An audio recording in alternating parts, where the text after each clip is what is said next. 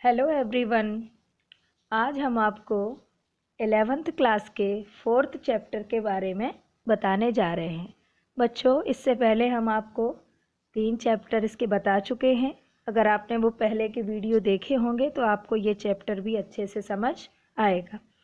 एक बात मैं और आपको बता दूं कि ये जो हिस्ट्री के चैप्टर हैं इन्हें आप बहुत ध्यान से सुने, क्योंकि ये आप आगे जो भी कंपटीशन का एग्ज़ाम वगैरह देंगे उसमें ये आपको बहुत काम आने वाले हैं। जो भी चीज़ें हम यहाँ आपको बताएंगे वो सारे कंपटीशन्स में पूछी जाती हैं।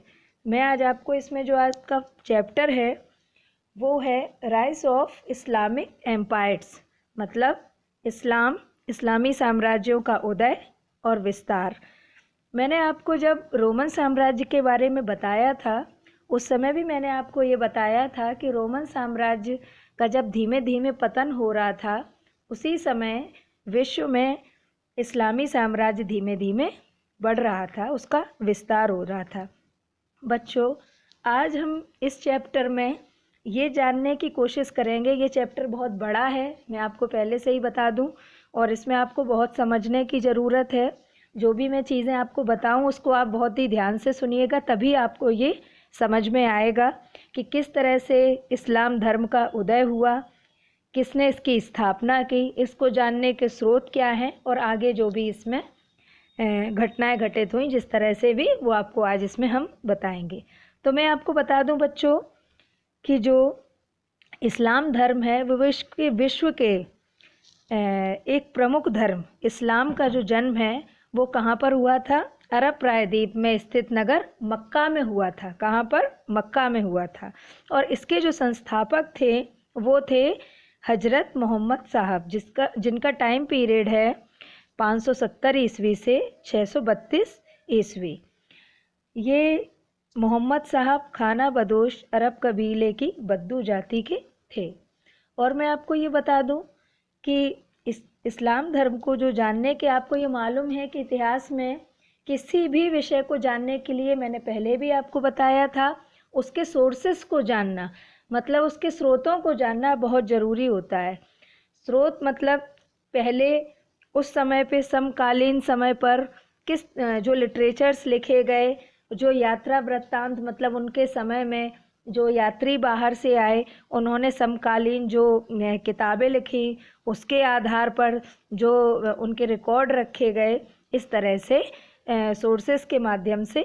इसी तरह से इस्लामी जो साम्राज्य है उसके भी सोर्सेज हैं, जिसमें पहला स्रोत है पैगंबर साहब के, जिन्हें हदीस भी बोलते हैं, के कहानियों व कर्मों के रिकॉर्ड।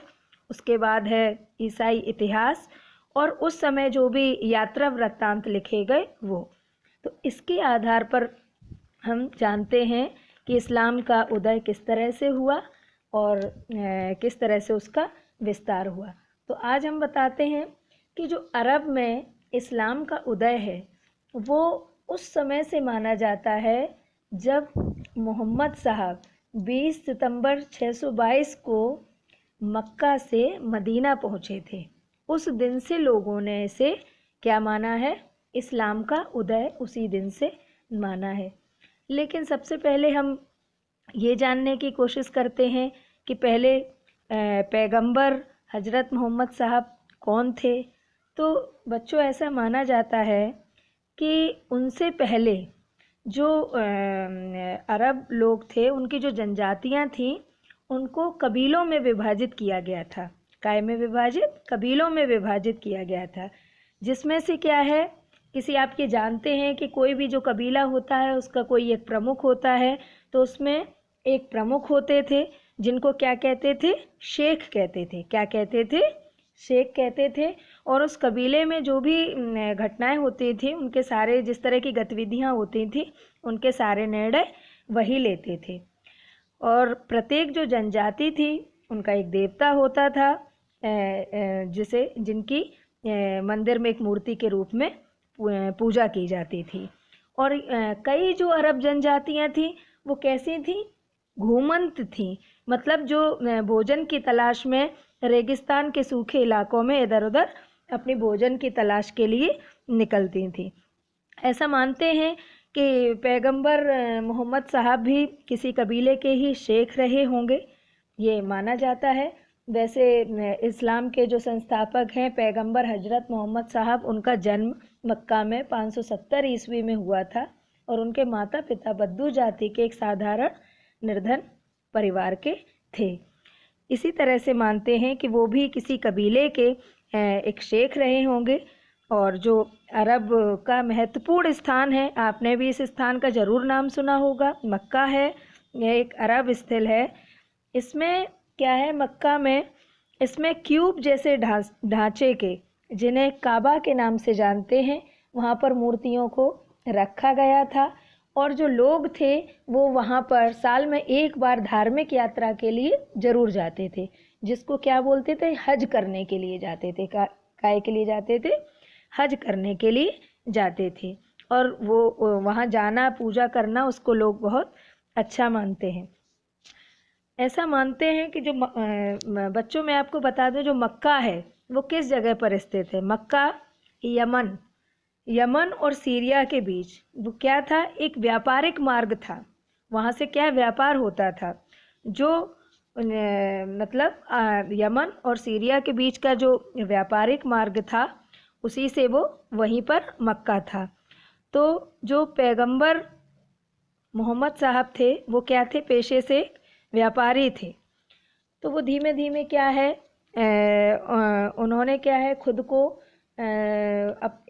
अपने आप को भगवान का संदेशवाहक घोषित किया और उन्होंने बताया कि अल्लाह की पूजा करनी चाहिए और उन्होंने इस्लाम धर्म का प्रचार करने का आदेश दिया। उन्होंने बताया कि हमें किसी की चोरी नहीं करनी चाहिए, दान वितरित करना चाहिए और जीवन में एक बार मक्का की यात्रा ज़रूर करनी चाहिए और एक ही अल्लाह में विश्वास करना चाहिए। ऐसी अच्छी बातें उन्होंने बताई। इस तरह से इस्लाम धर्म का उदय हुआ और उन्होंने इस्लाम धर्म का प्रचार हुआ। उन्होंने बताया कि सभी धर्मों का आदर करना चाहिए। उन्होंने एक और महत्वपूर्ण काम किया था बच्चों, उन्होंने एक समुदाय, विश्ववासियों के लिए एक समुदाय, जिसको क्या बोलते हैं, उम्मा भी बोलते हैं, उसका प्रचार किया और उन्होंने ही अल्लाह की जो पूजा करते थे, अल्लाह की पूजा करने वालों को मुसलमान का नाम दिया। इस तरह से धीमे धीमे आप समझने की कोशिश कर रहे हैं। मैं आपको ये बताना चाहती हूँ, अभी मैंने आपको जितनी बातें बताई उनको आप बहुत ध्यान से सुनिएगा, क्योंकि यही बातें सारे आपके जो 11th क्लास के चैप्टर्स हैं, उनके जो क्वेश्चंस हैं और जो भी ऑब्जेक्टिव्स आएंगे आपके एग्ज़ाम में, वो सारे आपके क्वेश्चन इसी से बनेंगे। इसलिए मैंने जो आपको ये चीज़ें बताई हैं उनको आप बहुत ध्यान से सुनिएगा हैं। इसके बाद मैं आपको आगे बताती हूँ, आप उसको वो करें। इसके बाद मैं आपको बताऊं कि मुसलमानों और उनके धर्म को मक्का से काफ़ी विरोध का, जो पैगंबर हजरत मोहम्मद साहब ने जो बताई चीज़ें, उनको क्या है, मक्का से काफ़ी विरोध का सामना करना पड़ा, क्योंकि जो वहाँ के लोग थे वो तो पहले से ही विरोध का भाई सामना क्यों करना पड़ा, क्योंकि मक्का वासी काबा सहित 340 विभिन्न देवी देवताओं की पूजा करते थे और वो क्या है, मूर्ति पूजा सदियों से अरब में प्रचलित थी। अब जो चीज़ पहले से प्रचलित थी, उसका ये मूर्तियाँ क्या है, अरब वासियों की जो धार्मिक भावना थी उसका प्रमुख केंद्र थी। अब इसलिए उनको ऐसा लगा कि इसलिए मोहम्मद साहब का उन्होंने प्रबल विरोध किया। अब कई जो मक्का वासी थे उनकी आजीविका का प्रमुख साधन भी जो काबा में देवी देवताओं पे होने वाली जो चढ़ोतरी थी, जो चढ़ाते हैं लोग, उसी पर निर्भर करती थी। तो वो लोग क्या है, उसको एक पवित्र स्थान मानते थे। इसलिए भी मोहम्मद साहब का मक्का में विरोध हुआ। और उसके बाद में उन्होंने क्या किया, मोहम्मद साहब ने 20 सितंबर 622 ईस्वी को वो मक्का से मदीना पहुँचे। और इस्लाम जो धर्म के इतिहास की है ये महत्वपूर्ण घटना थी, जिसको क्या बोलते हैं, हिज्र। ये घटना क्या है, हिज्र कहलाती है ये घटना।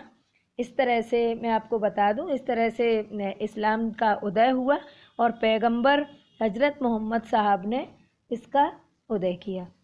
अब मैं आपको बताऊं बच्चों, कि 622 ईस्वी में मोहम्मद जी ने अपने अनुयायियों के साथ मदीना से प्रवास करने के लिए उन्हें मजबूर होना पड़ा और अपनी यात्रा के वर्ष, जो उनकी यात्रा का वर्ष था, उसी वर्ष को उन्होंने मुस्लिम कैलेंडर की शुरुआत के लिए चिन्हित किया। जो मुस्लिमों का कैलेंडर है और जो उनकी यात्रा का वर्ष है, वो उसी वर्ष को उन्होंने उस कैलेंडर के लिए चिन्हित किया इस तरह से, और उनका कैलेंडर स्थापित हुआ।